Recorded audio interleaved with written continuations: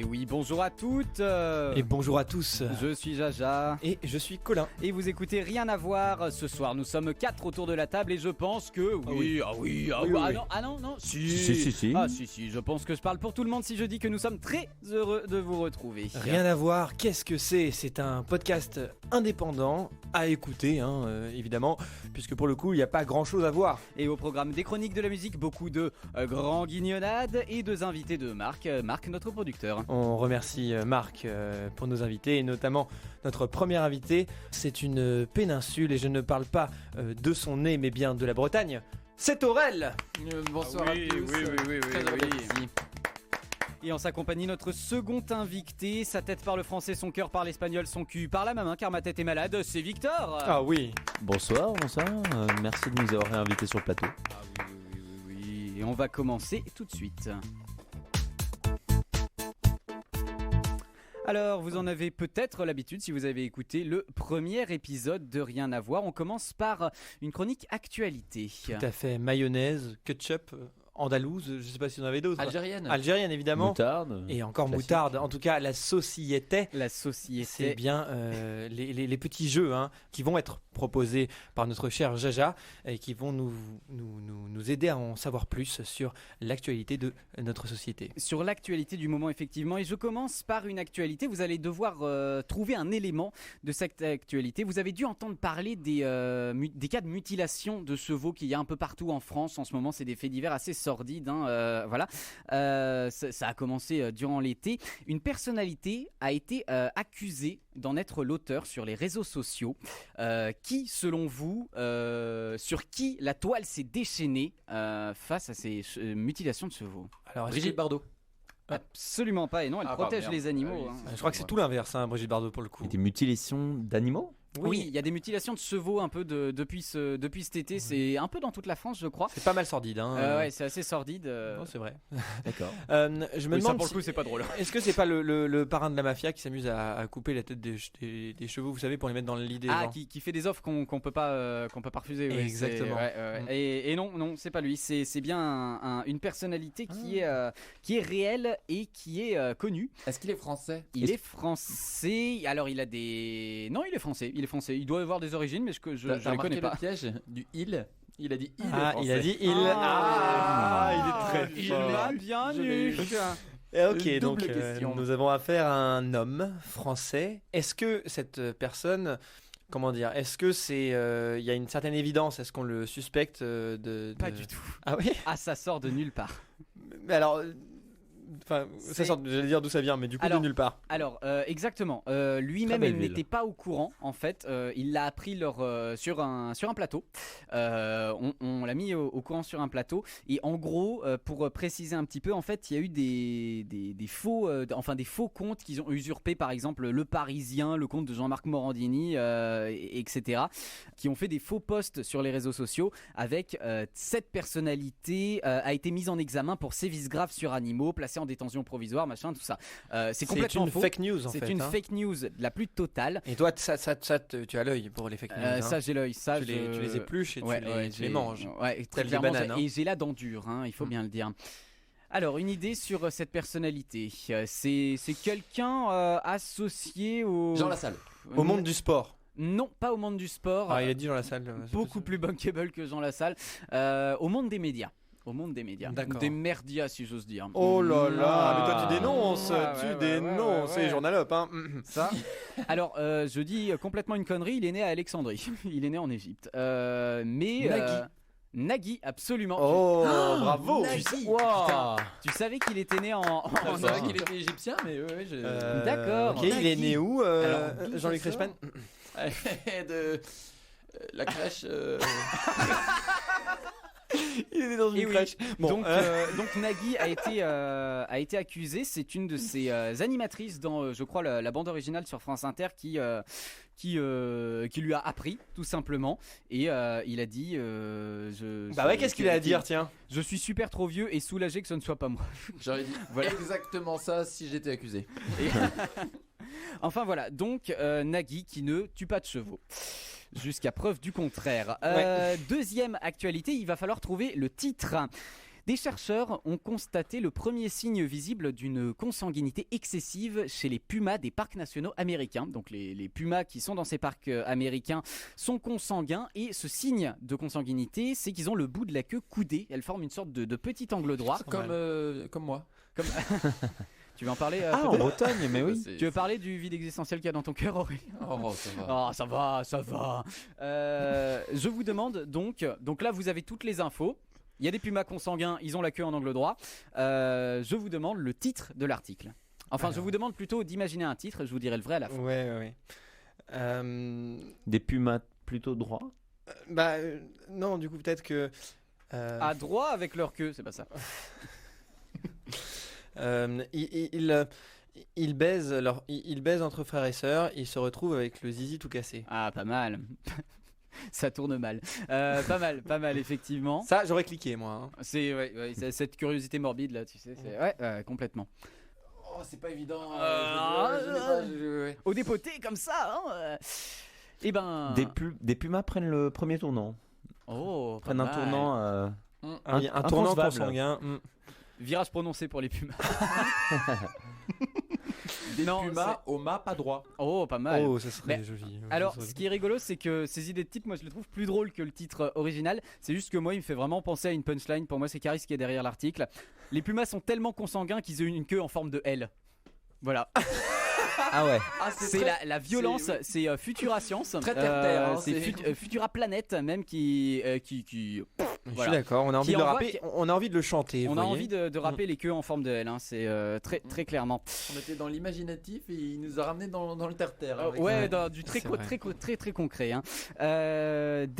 Dernière actu, vrai ou faux, une étude scientifique a reçu un prix Nobel de l'université de Harvard parce que l'étude a prouvé que du caca congelé ne coupait pas. Waouh. Ouais. Tu sais quoi? À mon avis, je me permets de parler en premier. Hein. À mon avis, ton actualité est fausse et le caca congelé, ils ont prouvé même l'inverse, que c'était très coupant et tranchant. Ok. Et que ça pouvait être une arme pas contondante, mais coupante. Tranchante. Ouais. Et tu me prends à contre-pied, ok, peut-être. Victor, Aurel. Mais moi, je suis assez d'accord. En fait, Colin a tout à fait raison. Moi, j'avais vérifié ça quand j'avais 7-8 ans avec ma sœur. On avait chacun fait l'expérience. Et est-ce que tu as eu un zizi en angle droit après Ma sœur et moi sommes effectivement très proches, mais c'est son zizi à elle qui est en angle droit. Bon, alors, d'accord. Super. Impeccable. Donc tu dirais vrai. Non, Victor. faux. Je pense qu'à l'âge de 7 ans, si j'avais effectué ça, ce qui n'est peut-être pas vrai, mais je n'ai pas envie de dire ça parce que ma mère m'a bien éduqué et qu'on a changé de frigidaire depuis, je pense que ça coupe bien. Tu penses que ça coupe bien. Ok, ça coupe donc bien. on a deux vrais. Deux faux, on pense que ça coupe. Oui, Oui, donc deux faux, effectivement. Aurel? Je pense que c'est faux également. Il y a de l'eau dans le caca. L'eau, ça congèle. Ce qui est congelé est dur, donc potentiellement aiguisable. Et aiguiser du caca me paraît possible. Eh bien, vous avez faux. C'est une vraie actualité. Alors, tout d'abord, ce n'est pas un prix Nobel conventionnel, c'est les IG Nobel de l'université de Harvard, c'est-à-dire des prix Nobel qui récompensent les recherches scientifiques insolites, farfelues. Oui, alors là, on peut le dire. D'accord. Et donc, alors, je vous lis ce fantastique intertitre de Ouest France. Le couteau de caca congelé ne fonctionne pas.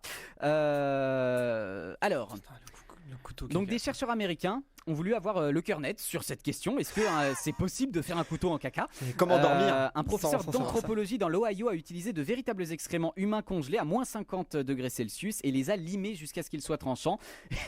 Il a ensuite essayé de couper de la viande avec un échec qui lui a donc valu un prix Nobel. Donc voilà, dans la catégorie sciences des matériaux. C'est un prix Nobel de merde. L'étude grossière à première vue a l'avantage de montrer qu'il y a beaucoup de récits qui restent à prouver scientifiquement. Et voilà. Harvard ne faillit pas à sa réputation avec ce qui conclut effectivement Harvard qui a des centres d'intérêt très variés. Voilà donc ce qui conclut la chronique la société. Mais la science y était aussi, on peut le dire.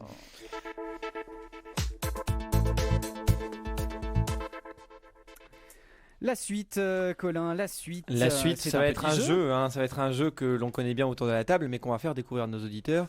C'est ce qu'on appelle le jeu du pitch. Alors, le jeu du pitch, Aucun rapport. Je le résume. Je peux le résumer. Allez, déjà, juste en disant que ça n'a aucun rapport avec la brioche chocolatée, mais bien avec ces petits résumés. Merci de sponsoriser notre émission d'ailleurs. Oui, merci Pitch de Brioche Pasquier.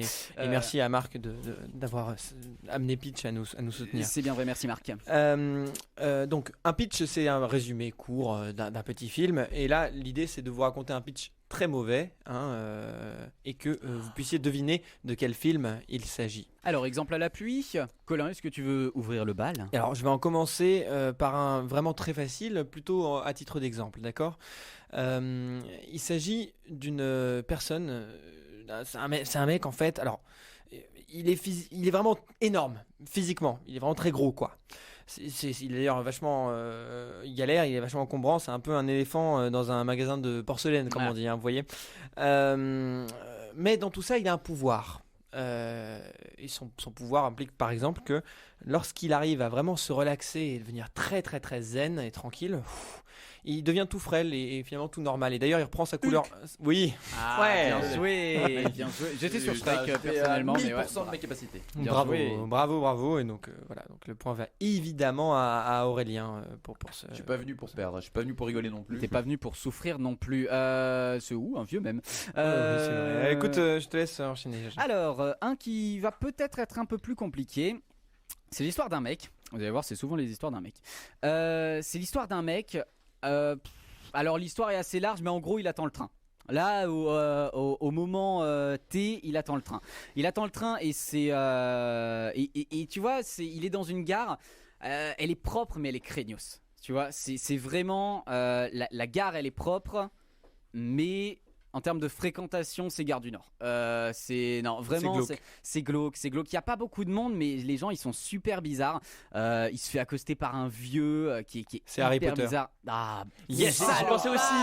Yes, je l'ai pas dit. J'ai directement vu. J'ai même pas pu dire qu'il y avait des fœtus sous les bancs. Bien sûr. Il y a un fœtus de Voldemort sur le banc.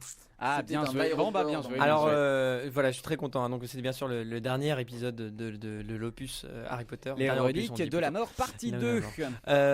Écoute, bon, je vais très en vitesse sur un pitch que j'avais fait à côté, mais qui était en fait un autre Harry Potter. Donc c'est pour ça que je vous le dis vite fait.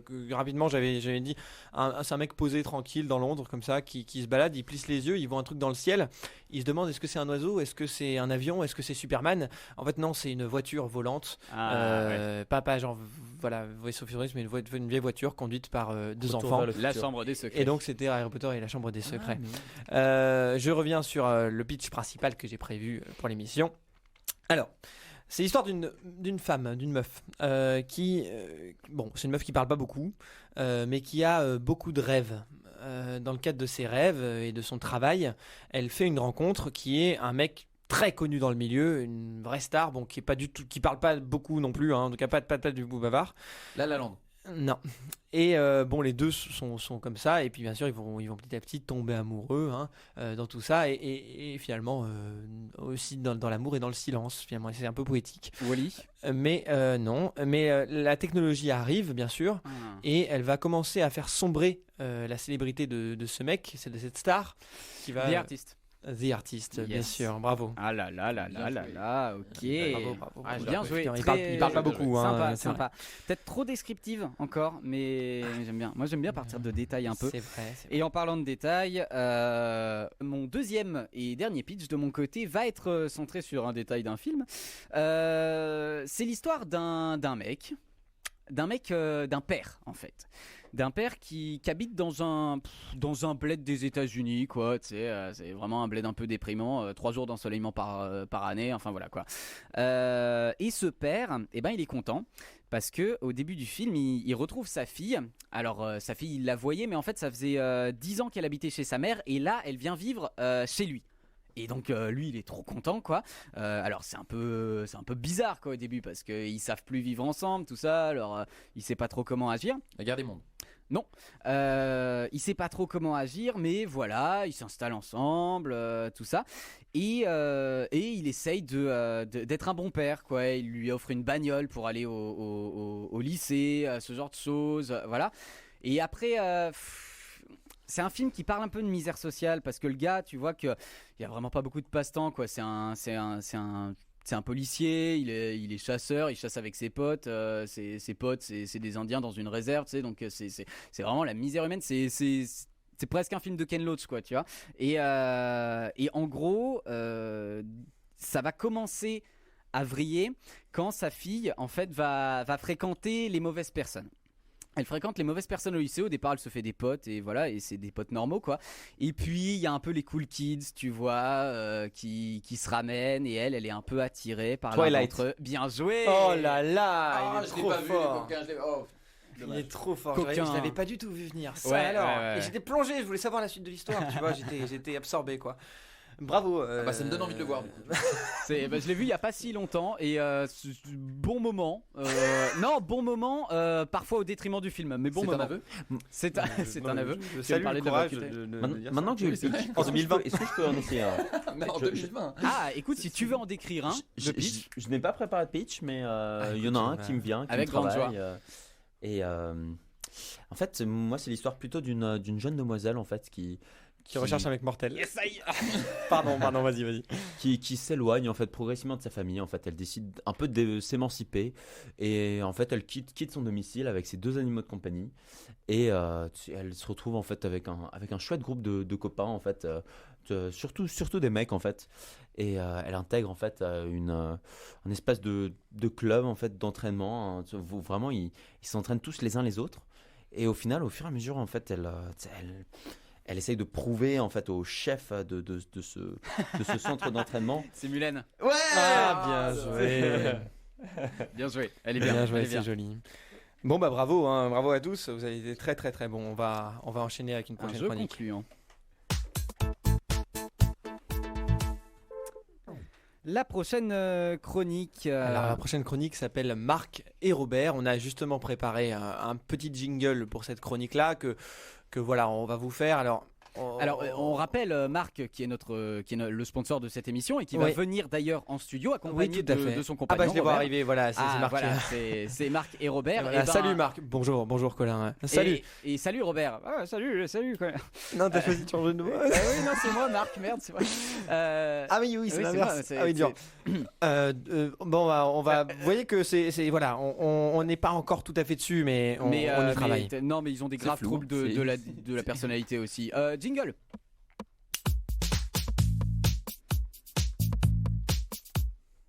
Littérature, économie, Marc et Robert, la sodomie. Bon, on y travaille encore sur le jingle. On n'est pas sûr encore de ce jingle-là, mais enfin voilà. Bien. Voici le concept, je te laisse le présenter. Alors, le concept, Robert. Moi c'est Marc. Oui, c'est toi, Robert. Voilà. On est tellement liés que parfois on termine toujours les phrases des autres. Ouais. Alors, donc moi c'est Marc et je parle d'économie et notamment de marques qui sont méconnues, dont vous pourriez peut-être avoir besoin chez vous. C'est un peu une chronique de l'UFC Que Choisir, vous voyez quoi, les meilleurs produits. Donc voilà, globalement je vais vous présenter des marques et vous allez me dire qu'est-ce qu'elles font selon vous. Et toi Robert? De mon côté, alternativement à toi Marc, moi Robert, j'ai participé à la création du petit Robert justement. Moi je suis pas petit mais je suis quand même Robert et je vais vous parler de définition, pas tout à fait de définition mais plutôt de mots, des mots oubliés de la langue française mais qui sont quand même dans ce dictionnaire que vous ne connaissez probablement pas et que je vais aimer vous faire découvrir. Mais avant ça, j'aimerais, dès que je vous dis ce mot, que vous me disiez à quoi vous pensez que ça fait allusion. Et on commence par une marque C'est parti Marc. Alors, une marque, la première, ça va être très simple. À quoi vous pensez quand je vous parle de la marque Gululu? Des petits gâteaux, des biscuits. Avec du chocolat dessus. C'est une sorte de du lait. Ça fait quand même vraiment. Oh, tu veux un petit Gululu? Oui, exactement, c'est ça que je pensais. C'est une sorte de Madeleine de Proust pour vous, Aurélien? Non, c'est. Alors si tu me dis que c'est un sextoy, là par contre je vais pas comprendre vraiment, j'y crois pas une seconde. Alors moi justement j'allais rebondir là-dessus, je pense vraiment que c'est un sextoy. Gululu. Mais marketé pour une audience qui n'a pas l'âge du coup. Non, c'est marketé, je pense pour les un peu, c'est un peu, tu vois, des sextoys désigual si tu veux, un peu farfelu et coloré, okay. Tu vois, et c'est découvrez l'anneau vibrant Gululu. Je comprends, merci Robert. Victor? Moi je pense en fait que on connaît tous la chaîne Gulli. Ouais. Et je pense que c'est la sœur en fait de la personne en fait qui avait créé cette chaîne, Lulu. Elle s'appelle d'ailleurs Gululu. Gululu. Voilà. On a beaucoup d'inspiration. C'est nul. Hein. Gululu, c'est une gourde connectée pour les enfants avec un petit écran dessus sur lequel il y a un petit animal de compagnie virtuelle qui peut parler avec des phrases préenregistrées et ensemble ils vivent des aventures fantastiques pour apprendre que boire de l'eau c'est important. Et un petit fun fact, j'ai littéralement trouvé cette marque en tapant Gululu sur Google. Parce que j'arrivais pas à trouver des marques. Donc j'ai tapé Gululu et ça existait. Peut-être impossible à trouver. Impossible à trouver, mais ce n'est pas le but du jeu. Comment ? Non, on avait le rapport aux enfants. C'est vrai. On a un quart de point. Le rapport à l'enfance. On se partageait à 3. Mais savez-vous que pour des gens comme Aurélien, ceci pourrait être le futur de l'alcoolisme ? Un petit animal virtuel qui lui dit de continuer à boire. En Bretagne, c'est au bout de 2 verres avec une gourde Gululu et puis du chouchen dedans. Au bout de 3 verres, il le voit au fond de son verre, l'animal. Alors, si je puis me permettre, je vais enchaîner avec un mot que vous ne connaissez probablement pas. Ce mot, c'est le kiffonisme, à épeler avec un K. K-Y-P-H-O-N-I-S-M-E. C'est un nom masculin, donc on parle le kiffonisme. Qu'est-ce que le kiffonisme selon vous ? Alors, c'est le fait de kiffer à outrance. Oui, d'accord. On kiffe trop. On est atteint de kiffonisme. À titre de maladie. C'est la maladie du kiff. On est atteint de kiffonisme. Tout nous fait kiffer. Intéressant. Je suis très content. Je suis en train de kiffonner. Ouh là là, fais attention à toi. Ça serait bête. Kiffonner ou kiffoniser ? Alors ça, je suis pas sûr. Faut que je révise. J'ai pas assez. Vous inquiétez pas, c'est pas ça. Alors pour moi, c'est kiffonisme. Alors pour moi, c'est le son que produit un kyste quand on fait spring dessus. D'accord, tu vois, tu fais tring comme tu peux faire sur une partie de ton corps, quoi. C'est cette petite vibration. D'ailleurs, on dit d'un kyste qu'il kiffonne. Exactement. Exactement. Ne kiffonise pas. Le kyste kiffonne. C'est biologique en médecine pour dire que on efface un kyste, ça kiffonne. Effectivement. Victor, j'aimerais avoir ta version. Moi, je pense effectivement que c'est une façon de parler en fait qui utilise plutôt le palais en fait, même peut-être les narines. C'est le fait de parler par les narines. D'accord. Je dirais. Est-ce que tu peux nous faire un exemple de kiffonisme alors ? Bien sûr. Et ça, c'est 5 ans de travail. Ça, c'est 5 ans de conservatoire en kiffonisme. Écoutez, j'aurais adoré que ce soit ça, le kiffonisme. J'aimerais proposer. Je vais proposer à l'Académie française de changer la définition, même si l'original est quand même sympa. Il s'agit d'un supplice, le kiffonisme, qui consiste à recouvrir le corps de miel et à le laisser exposer et pourrir au soleil, pieds et mains liés, le laissant en pâture aux insectes. Ah, quelle horreur. D'accord. Voilà. Bon, c'est le kiffonisme. Très bien. Heureusement que l'automne arrive. On va repartir sur une marque américaine. C'est une chaîne de l'Iowa et c'est Come and Go. Comme C-U-M Comme K-U-M. Come and Go. Alors comme, pas comme, c'est-à-dire comme venir, comme plutôt venir dans un autre sens, et c'est de la partie basse du corps, et go, repartir. C'est venir et repartir, quoi. C'est jouir et repartir, quoi. Oui, d'accord, merci. Voilà. C'est une start-up. Ouais. C'est sûr. C'est une start-up qui s'adresse à des hommes pour venir à une borne pour se satisfaire. Éjaculer mais de façon très rapide, type fast-food, mais fast-sex en fait. Attends, du coup, tu visualises une borne avec un trou et... Alors une borne avec un écran. On choisit et puis une fille qui n'est pas forcément, tu vois, qu'on ne voit pas, c'est un petit peu comme un glory hall. C'est comme ça que je l'imagine. Je vois. C'est de la prostitution en fait, complètement ce que tu décris. Oui, t'as dit les États-Unis. J'enchaîne moi avec une petite idée que j'ai qui est pas si loin, hein. C'est un peu aussi dans la nation startup si j'ose dire. Macron, oui.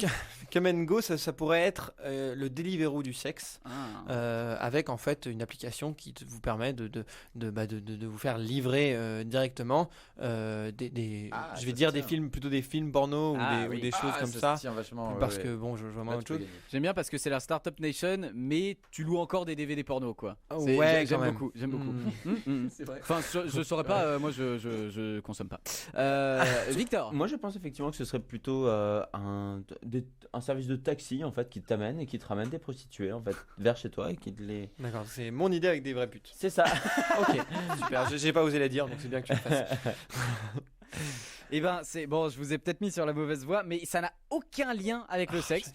C'est tout simplement moi, je pense qu'ils sont des épiceries à côté des stations-service. Aux États-Unis, dans l'état de l'Iowa.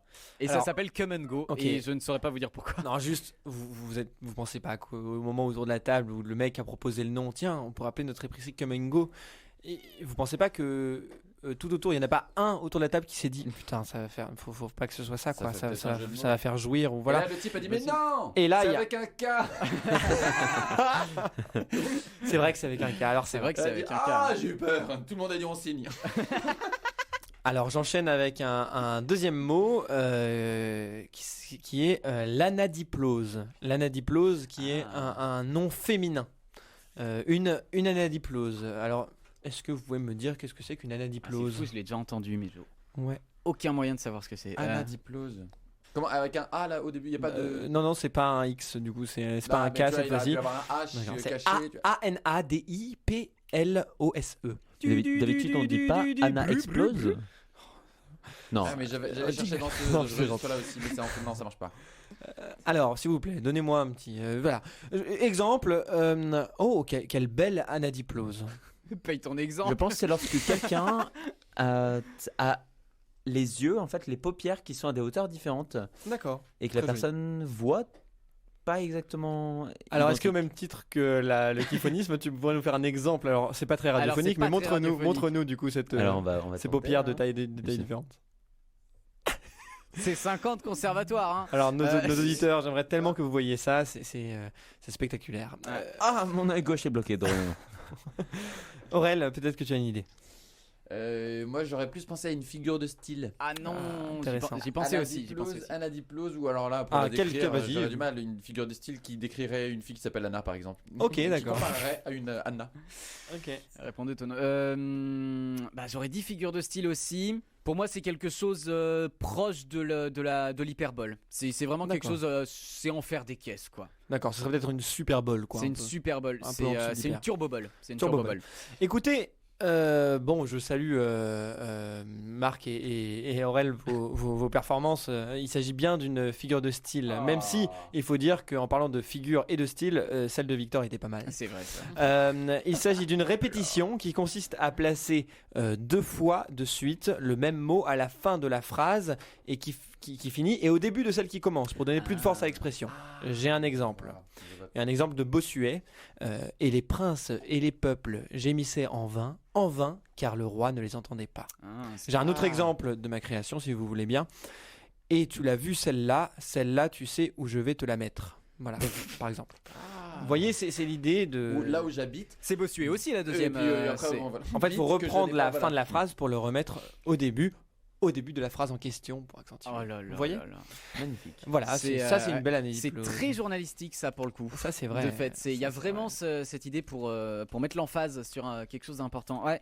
Mais qu'en sais-je, je suis Marc, je ne suis pas journaliste. Je termine avec ma troisième marque. Ça va être très simple, c'est Analtech. Oh, putain. Forcément.